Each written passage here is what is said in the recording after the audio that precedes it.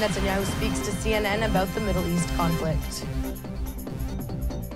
IDF allows 500 Gazans passage to Jerusalem's Al-Aqsa Mosque.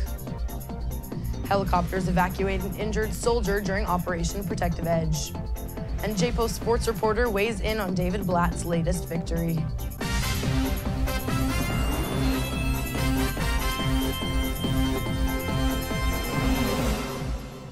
Shalom and welcome to the Jerusalem Post News. Today's Monday, October 6th, and here are your top stories. Prime Minister Benjamin Netanyahu told CNN's Fareed Zakaria over the weekend exactly where Israel stands in the escalating Middle East conflict. The strength of ISIS is the strength of terror and fear, fervent fanatic ideology, and the willingness to kill anybody for its realization. Well, when your enemies are fighting each other, don't support one or the other, weaken both. That means that we fully support President Obama's goal to defeat ISIS, but we also believe that you should prevent Iran from becoming a threshold nuclear power, to prevent it from having the capacity to enrich enough uranium for the bomb. Israel let 500 Palestinians living in Gaza pray at a Jerusalem holy site during the Eid al-Adha feast over the weekend. The government also vowed to allow Palestinians from the West Bank to enter Israel more freely for the holiday. The IDF said that from October 5th through 7th, the days of the Muslim feast, 500 Palestinians from Gaza aged 60 and over would be permitted to pray at the Al-Aqsa Mosque in Jerusalem, and 500 could visit close relatives in the West Bank. The IDF released footage over the weekend of sending helicopters to rescue an IDF commander who was injured in combat during Operation Protective Edge. Lieutenant Colonel Shai Simantov, commander of the Golani Brigade's 12th Battalion, was evacuated by helicopters to Soroka University Medical Center by the elite 669 unit who conduct training throughout the year specifically for situations like this.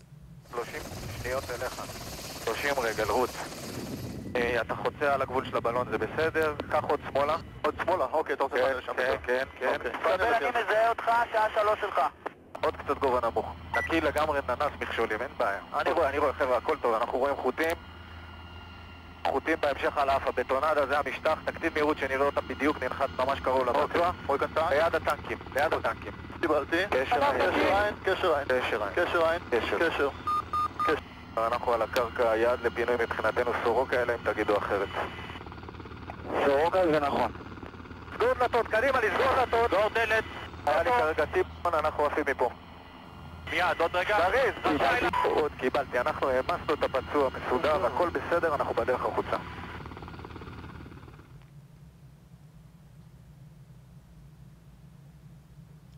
Former Maccabi Tel Aviv coach David Blatt started the NBA preseason with a bang, taking home a victory for his team, the Cleveland Cavaliers, and leaving his former team, Maccabi Tel Aviv, in the dust. Alon Sinai has more. It was an emotional night for new Cleveland Cavaliers coach David Blatt as the Israeli saw his new team rout his former side, Maccabi Tel Aviv, in Ohio. Maccabi gave the Cavs a run for their money for 10 minutes, but the quality of the likes of LeBron James, Kyrie Irving and Kevin Love was just too much for a reigning European champion. Blatt was clearly nervous at the start of the game and admitted afterwards that he took little joy in thrashing Maccabi. Blatt likened it to beating your brother and then feeling crap about it, and he certainly looked relieved at the final buzzer. Next up for Blatt and the Cavs is a preseason game against the Miami Heat, while Maccabi will face the Brooklyn Nets on Tuesday before returning to Israel ahead of the start of the BSL and EuroLeague seasons. First of all, thank you guys. That was they were missing a couple of players, but that was my old team, and I appreciate you guys bailing me out today. Honestly, after the Final Four championship that we won last year, we got a box of Snickers and a Coke. That was it. We didn't get this. We just won a practice game. You guys are living right. I got to tell you, living right. And that's all for today. Don't forget to go to jpost.com and check out our Facebook page for more on these developing stories. Until tomorrow, shalom from the Jerusalem Post studio.